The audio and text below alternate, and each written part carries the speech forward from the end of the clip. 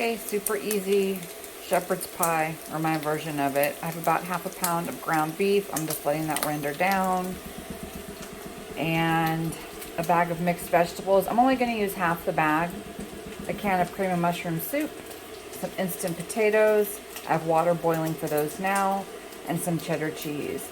I'm going to season the meat probably with just a little bit of pepper and maybe some garlic powder. Put this all together and it'll go in the broiler. So I'll show you what it looks like in a few minutes.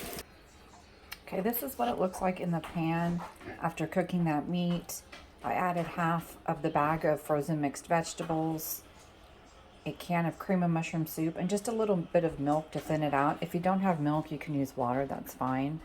And the only seasonings I used the Trader Joe's 21 seasoning salute, some Italian seasoning, and some Worcestershire sauce. That's what we call it in our house. And some garlic powder. But you could always just use the basics, salt and pepper, whatever you have on hand. Okay, I put some shredded cheddar cheese on top. I know that's like not typical, but nothing in this house is normal, so I put the cheese on top, and then I'm going to spread these mashed potatoes on top of that and bake it at 350. Not for very long. I'm just trying to get a little bit of browning on the potatoes because everything is cooked. So I'll put the potatoes on, pop it in the oven, and show you what it looks like when it's done. I put some paprika on top because it just makes it look pretty. If you don't want to use ground beef, you could use ground chicken or turkey, or maybe if you have some of a rotisserie chicken left over, you could shred that and use it. We almost always have some type of ground meat on hand. And we always have cheese. You don't have to use the cheese. Everything else is shelf stable, things that we have in the pantry. Ooh, warm, well, hot and bubbly. I cooked it about 15 minutes at 350 just to heat everything up and let the cheese melt.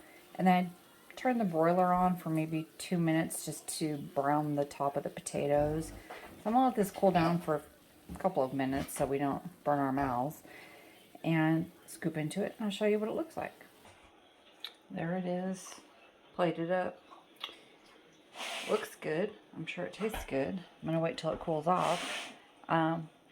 We make this all the time, just different variations of it. And like I said, most of the time I have everything on hand to prepare it.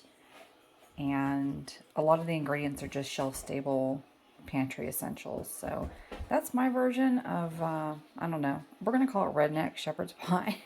I don't know what else to call it, but that's our dinner this evening.